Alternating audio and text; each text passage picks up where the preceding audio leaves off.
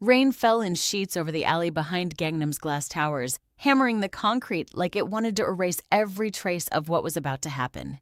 Sharon Olatunji pressed her back against the wet brick, breath shallow, eyes scanning the dark. Water ran down her collar. Her heart beat louder than the storm. Across the street, light spilled gold from the Marayon Group's glass towers, a charity gala in full swing, laughter and music bleeding faintly through the downpour. Her eyes flicked toward it out of habit, the journalist in her cataloging exits without meaning to. A man stood near the window, apart from the crowd around him, still in a way that didn't belong to a room full of noise and wealth. For 1 second, through the rain and the glass, his eyes found hers. She didn't know his name. She wouldn't for hours. But something in that brief, wordless look made her pulse catch before she understood why. Then a voice broke the moment. "Elias!" Her whisper cut through the rain. He staggered out from behind a dumpster, one hand clutching his side. Blood, thin, diluted by rain, slid between his fingers. "You're hurt." She reached for him. "Don't." He flinched back, breath ragged. "There's no time." He pressed something small and cold into her palm. A flash drive. Everything's on there. Names, accounts, bodies they buried. His eyes, glassy with pain, locked onto hers. "Don't trust the company, Sharon. Don't trust anyone wearing their name." "Elias, who did this?" Footsteps. Measured. Unhurried. The kind that belonged to men who never ran because they never needed to. Elias shoved her toward the shadows. "Go!" She didn't move fast enough. The first shot cracked through the rain like thunder splitting close. Elias's body jerked. He fell against the wall, sliding down it, leaving a dark smear on the brick. Sharon's scream caught in her throat and died there. Training took over where fear should have frozen her. She turned and ran, flash drive locked in her fist, rain blinding her, the killer's footsteps closing in behind. She didn't look back. She couldn't. If she looked back, she'd see Elias's eyes, open, already empty. Light spilled gold across the street. The Marayon Group charity gala, glass doors breathing warmth and champagne laughter into the storm. Sharon burst through the side entrance, soaked to the bone, mascara bleeding down her cheeks, chest heaving. Heads turned, whispers rippled through silk gowns and tailored suits like a stone thrown into still water. She didn't care. Behind her, through the glass, 2 men in dark coats scanned the crowd. Hunting. She pushed deeper into the ballroom, heart slamming against her ribs, searching for anything, an exit, a crowd thick enough to disappear into. Anything. Instead, she found him. Park Taeyoon stood near the center of the room, untouched by the noise around him, a glass of untouched champagne in his hand. Everything about him was still, controlled, cold enough that the air around him seemed to drop a few degrees. The killer stepped inside, scanning, closing in. Sharon's mind emptied of every rational thought except one: survive. She crossed the floor, grabbed Taeyoon's arm, and looked up into eyes so composed they didn't even register surprise. "That's my fiancé," she said, loud enough for the room, pointing back at nothing, at no one, at a lie with nowhere left to hide. Silence rippled outward. Conversations stopped mid-sentence. Somewhere, a glass tapped down onto a tray too hard. Taeyoon studied her, rain-soaked, trembling, terrified. The way a man studies a puzzle missing 3 pieces, but somehow still solvable. Then he set down his glass. "You're late," he said. Nothing in his voice suggested a lie was being caught. Nothing suggested it was being believed either. He simply reached out and took her hand, cold fingers wrapping around hers like he'd done it 100 times before. The killers hesitated at the edge of the crowd, recalculating. A woman standing beside Park Taeyoon of Marayon Group was not a woman they could touch in a room full of cameras. Sharon's pulse hadn't slowed. If anything, it had gotten worse, because now she wasn't just running from killers. She was standing beside one kind of danger to hide from another, and she had no idea yet which one would destroy her first. But before we go on, if you love emotional stories filled with dangerous romance, betrayal, and unforgettable twists, make sure to like this video, subscribe, and turn on notifications so you never miss the next story. Now, let's get back to it. The car was black, silent, and smelled faintly of leather and rain. Sharon sat rigid against the door, putting as much distance as the seat allowed. Taeyoon sat across from her, unreadable, watching the city blur past the window like it owed him nothing. "Who were they?" he said. Not a question, a demand disguised as calm. "I don't know." You're a bad liar for someone who just performed so well in front of 200 guests. Her jaw tightened. You didn't have to play along. No, he agreed. I didn't. The silence that followed was worse than any interrogation. His eyes dropped briefly to her closed fist, to the outline of something small pressed inside it. She curled her fingers tighter around the flash drive, praying he hadn't seen. He had. He said nothing about it. That somehow frightened her more than if he had reached over and taken it from her. Tomorrow, he said finally, gaze returning to the window, our engagement will be public. Photographers, statements, congratulations you don't want. I didn't ask for that. You asked for a fiancé in front of my entire board. His voice stayed level, but something colder moved beneath it. You'll get one.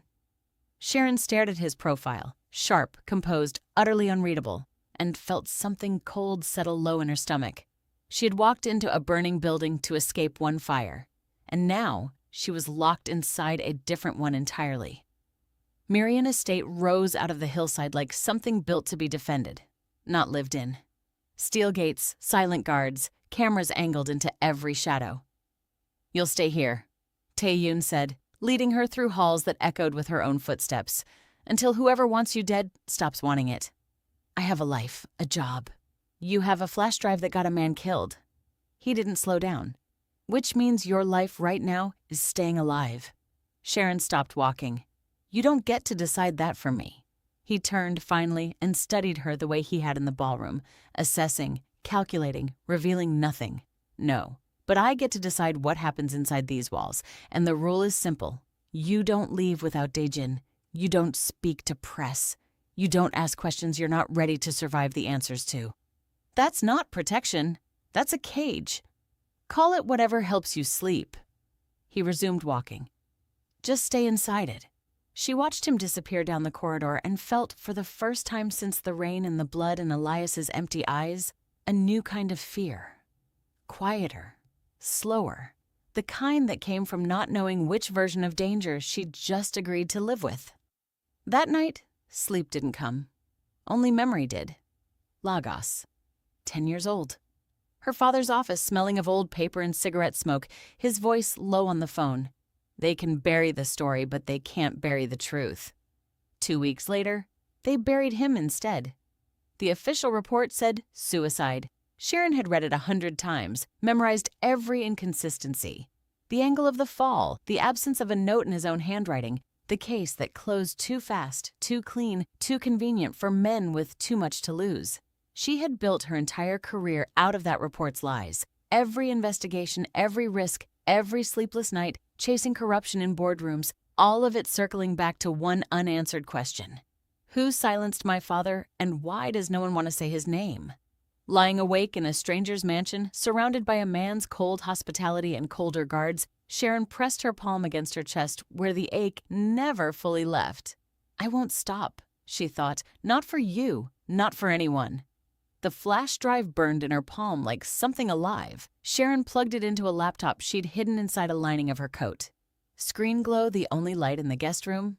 Names scrolled past. Shell companies stacked on shell companies, bribes disguised as donations, deaths disguised as accidents. And then, a symbol. A black lotus, stark against a folder marked with a security clearance she didn't recognize. Her breath caught. This wasn't just corporate corruption. This was something older. Something with roots deep enough to have already killed once, twice, more. A shadow moved across the doorway. She slammed the laptop shut, heart hammering. Taeyoon stood in the frame, saying nothing, his gaze already fixed, not on her face, but on the faint blue glow still fading from the screen behind her. He didn't ask what she'd found. He didn't need to. The alarm tore through the estate at 2 a.m. Gunfire. Shattering glass. Boots on marble. Sharon bolted upright as her door burst open. Not guards, but Taeyoon, already moving, already pulling her behind him with a grip that left no room for argument. Stay behind me. A masked figure rounded the corner. Taeyoon moved before she could scream, a brutal economy of motion that told her everything about him she hadn't wanted to know. The man went down. Another came. Taeyoon took the blade meant for Sharon's throat across his own forearm instead, blood blooming dark through his sleeve. You're hurt. Move. By the time Daejin's men flooded the hall, the attackers were gone. vanished into the storm like they'd never existed. Sharon stood frozen in the wreckage, staring at the blood soaking through Taeyoon's shirt, and understood, with a cold, sinking certainty, that the man who claimed he could keep her safe had just bled to prove it. She found him in the study, refusing a doctor, jaw tight as he tried to wrap the wound himself. "You'll get it infected doing it like that." She took the gauze from his hand before he could argue. He let her. That, more than anything, told her something had shifted. Her fingers worked carefully over the gash on his forearm, and it was there, in the low lamplight, in the silence neither of them filled, that she saw them. Old scars, pale lines crossing older wounds, faded but never gone, mapped across skin that had clearly survived far worse than tonight. "Who did this to you?" she asked quietly. Not the wound tonight, the ones before it. Taeyoon didn't answer. His eyes, usually unreadable, flickered just once with something dangerously close to memory. "Finish the bandage," he said instead. But he didn't pull away, and Sharon, hands still trembling from adrenaline and something else she refused to name, realized with quiet dread that the cold, unreadable man she'd used to survive one lie might be the very thing she couldn't survive at all. Outside, thunder rolled low over the estate, and somewhere in the dark beyond the gates, someone who had failed once was already planning to try again. Cameras loved them. That was the problem. Sharon smiled for the third gala that week, Taeyoon's hand resting at the small of her back. Not tender, not careless, exactly placed, exactly timed, the way everything about him was. "Smaller smile," he murmured against her ear, lips barely moving. "You look like you're negotiating a hostage release." "I am." His mouth didn't move, but something in his eyes did. Almost amusement. Gone before she could be sure she'd seen it. Later in the car, his hand still hadn't let go of hers. Neither of them mentioned it. She stared at their joined fingers and felt something dangerous settle in her chest. The lie starting to forget it was a lie. Midnight. The study light was still on. Sharon found him at his desk, tie loosened, a tablet glowing in front of him, her name on the screen, her old bylines, corruption exposés from 3 years back. "Insomnia's not attractive," she said, arms crossed. "Neither is investigative journalism that gets people killed." He didn't look up. "You wrote this piece knowing the subject had ties to the prosecutor's office. You published anyway. The truth doesn't wait for safety." "No." Finally, he looked at her, and the weight of it pinned her to the doorway. "It waits for no one, including you." "Is that a warning?" "It's an observation. A pause. Deliberate. You should learn to tell the difference before it matters." She didn't sleep well that night either. The prosecutor's name was Choi Yun-ho, and he had the practiced charm of a man who'd never been told no. "Ms. Olatunji." His hand lingered on hers a beat too long. "I've read your work. Impressive. Dangerous, but impressive." "Careful," Sharon said lightly. "Compliments from prosecutors make journalists nervous." Across the room, Taeyoon hadn't moved. He didn't need to. His stillness carried further than shouting would have. When Choi finally excused himself, Taeyoon appeared at her side like he'd simply been there all along. "Friend of yours?" she asked. "No, nothing else. Just the word. Flat and final, and beneath it, something colder than jealousy, something closer to warning." She didn't ask again, but she noticed her pulse hadn't slowed since Choi walked away, and she wasn't entirely sure anymore which man had caused it. It came out slowly, in the dark, neither of them looking at the other directly. "They called it suicide," Sharon said. "My father, 23 years in journalism, and they said he jumped off a building he had no reason to be on." Her voice didn't shake. She'd trained it not to. "I was 10. I've spent every year since trying to prove they lied." Silence. Then, quieter than she'd ever heard him.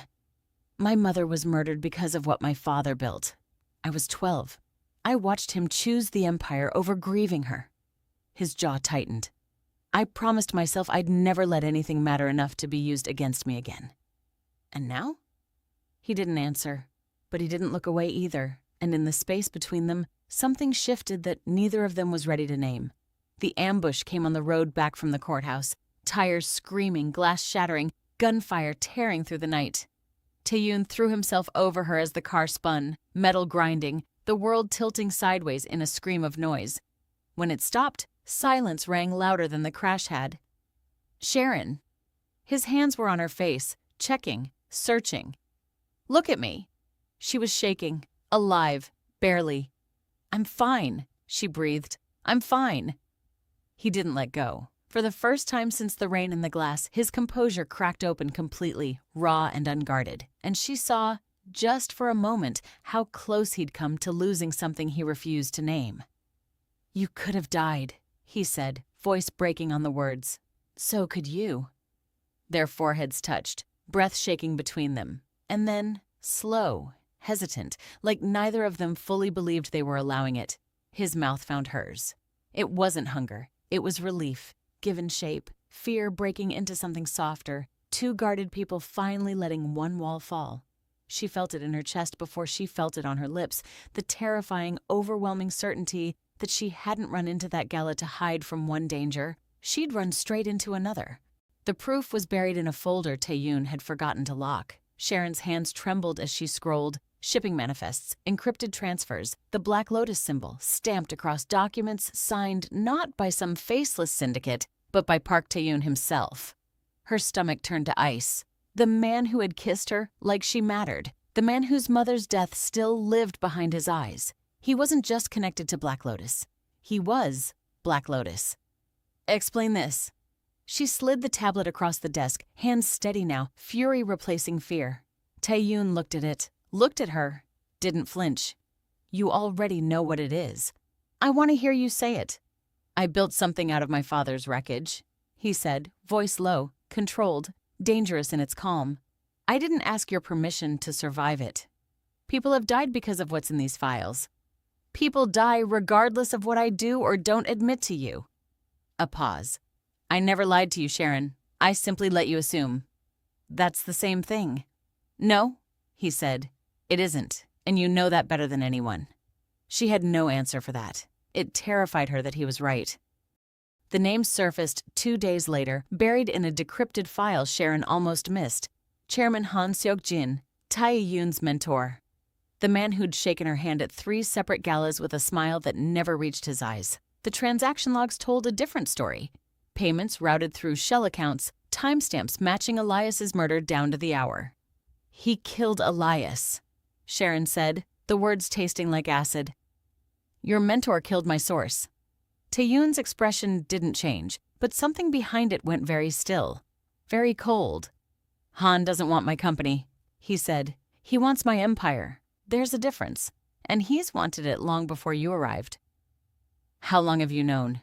He didn't answer that either. Yoon Sarah brought the tea in without knocking, the way she always did, smile fixed in place like a mask that had stopped fitting weeks ago. You've been in his files again, she said lightly, setting the cup down. You should be careful, Ms. Olatunji. Curiosity doesn't end well in this house. Sharon's eyes lifted slowly. Is that a warning or a threat? Sarah's smile didn't waver. In this house, is there a difference? She left without another word. Sharon stared at the door long after it closed, a cold certainty settling low in her chest. The same certainty she'd felt once before, through rain and glass, before she'd even known Taeyoon's name. Someone in this house was going to destroy everything, and she was beginning to suspect it wasn't the man she'd learned to fear first. The name was buried 3 folders deep, but once Sharon saw it, everything rearranged itself around it. E. Moreau. Contact established. MG internal. Her hands went cold. You knew Elias. Taeyoon didn't deny it. He never did. That was the cruelty of him, the way he simply let silence confirm what denial would have softened. I knew what he was doing before you did, he said. I knew the drive existed before you ran into that gala. So the night I lied about being your fiancé, I already knew who you were. His voice stayed level, but something in it had gone very quiet. I let you believe you'd fooled me. You used me. I protected you. A pause, precise as a blade. Those aren't opposites, Sharon. You of all people should know that by now. She stared at him. This man she'd bled beside, kissed in the wreckage of a crashed car, trusted with wounds she'd shown no one, and felt something inside her go quiet in a way that frightened her more than anger would have. Every step, she said slowly. Every rule, every night you let me get close. It was strategy." He didn't answer. He didn't need to. The silence told her everything the truth hadn't. She packed in 20 minutes. It felt like longer. Taeyoon stood in the doorway, not blocking it, not stopping her, just watching. The way he'd watched her from across a rain-soaked street before either of them had a name for what they were to each other. "You'll die out there," he said. Not a threat. Not this time. Just a fact he hated. "Then I'll die telling the truth instead of living inside someone else's lie." Something moved behind his eyes. Not pleading, he'd never plead, but close enough to it that it nearly broke her resolve. "Sharon." She stopped at the door. "I never lied about wanting you safe." His voice for the first time sounded almost human. "Everything else I'll let you hate me for." She walked out into the rain without answering because she didn't trust herself to speak and mean only one thing. The call came at 3 a.m., Jiha's voice replaced by a stranger's. "Ms. Olatunji." Calm, almost polite. "Chairman Han would like the flash drive. Your friend is currently motivated to hope you comply. If you touch her, that depends entirely on you." A pause, deliberately cruel. 24 hours. Come alone or don't come at all. Sharon's hands shook as the line went dead. She had left one dangerous man to protect herself. Now another had reached in and taken the one person she had left to protect. Taeyoon didn't ask how she'd found him. He simply listened, jaw tight, and by the time she'd finished speaking, something in him had already gone to war. "Daejin." One word, and the room emptied of anyone unwilling to die for it. Black Lotus split that night. Those loyal to Taeyoon and those who'd been quietly bought by Han long before Sharon ever arrived. Gunfire lit warehouses along the harbor. Alliances Taeyoon had built for years collapsed and reformed within hours. "This isn't your fight anymore," Taeyoon told her. Loading a weapon, he moved like it was an extension of his own hand. "She's my family." Sharon met his eyes unflinching. "It's exactly my fight." He didn't argue further. He simply nodded once and let her come. Daejin took the bullet meant for Taeyoon at the harbor, dropping hard against the concrete, blood spreading fast beneath him. "Get him out!" Taeyoon ordered, voice cracking for the first time all night. It was Sarah who hesitated in the chaos, 1 second too long, one glance too calculated, and Daejin, even wounded, even bleeding, saw it before anyone else did. "She's the one," he rasped. "She's always been the one." Sarah's mask finally slipped. Not fear, something colder. "You were all so busy protecting each other," she said quietly. "No one thought to protect the Empire from itself." She was gone before anyone could stop her, vanishing into smoke and gunfire, leaving betrayal behind her like a signature. The final files were the ones Han had never meant to lose. Sharon read them twice to be sure, hands trembling, chest tight with 20 years of grief finally finding its shape. Her father hadn't jumped. He'd been thrown, silenced days before publishing evidence that would have exposed the same network Han had spent decades building. Han hadn't just killed Elias. He'd killed her father first and buried the truth under a story convenient enough that no one questioned it. She sat with the file for a long time, not crying, not yet, just breathing through 20 years of an ache that finally had a name attached to it. "I found you," she thought. "I finally found you." Everything sat on the drive in her hand. Han's crimes, Black Lotus's empire, and buried among it all, evidence that could just as easily bury Taeyoon. "You could destroy me with that," he said quietly, watching her weigh it in her palm. "I know." "And?" She looked at him for a long moment. The man who'd lied to her, protected her, bled for her, and built an empire out of grief he never let himself grieve. "I'm not doing this to protect you," she said finally. "I'm doing it because the truth doesn't get to pick favorites, not even for you." He didn't ask what that meant for them. He already understood. The story broke 3 days later, every network carrying it by morning. Han Suk-jin's empire collapsed under its own evidence. The bribes, the murders, the decades of buried truth Sharon had spent her whole life chasing without knowing his name. Black Lotus fractured beyond repair, its remaining loyalists scattering or surrendering as prosecutors moved in. Taeyoon disappeared the same week his name entered every headline. No arrest, no body, just silence, and a company left in the hands of a board that finally had nothing left to protect him from. Sharon stood in her apartment, the story finally published, the truth finally free. and felt none of the relief she'd spent her whole life imagining. Just the quiet, aching absence of a man who disappeared the moment the lie between them finally ended. 6 months later, Busan smelled like salt and rain, and Sharon almost didn't recognize the man standing at the end of the pier. No suit, no guards, no cold, calculated stillness.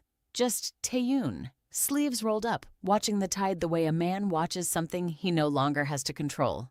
"You found me," he said, not turning around. "I'm a journalist." A pause, softer than she meant it. "Finding things is what I do." He turned then, and for the first time since the rain in the glass, his eyes held nothing hidden behind them. No strategy, no warning disguised as calm. Just him. "I'm not him anymore," he said quietly. "The man who used you, who let you believe a lie to keep you close." "I know." She stepped closer, close enough to feel the years of guarded distance finally settle into something quieter.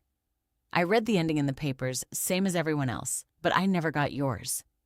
There's no empire left to protect." He looked at her the way he had that first night, like he already knew the answer before she gave it. No lie left to keep. "Then, tell me something true." He was quiet for a long moment, the tide rolling in slow behind him. "I saw you before you ever saw me," he said. "Through the rain, through the glass. I knew even then you were going to be the one thing I couldn't strategize my way out of." Sharon felt something in her chest finally, quietly, come undone. "I didn't fall for a lie that night," she said. "I fell for whatever this is." He reached for her hand. No performance this time, no cameras, no watching crowd to convince. Just two people who had survived the truth, finally standing in it together. The rain began, softly over the water. Neither of them ran from it this time. The end. And that's where their story ends. Or maybe where it truly begins. If this story kept you hooked from beginning to end, let me know in the comments what your favorite moment was. And if you want more emotional Afro-Korean romance stories like this, don't forget to like, subscribe, and turn on notifications. Thank you for listening, and I'll see you in the next story.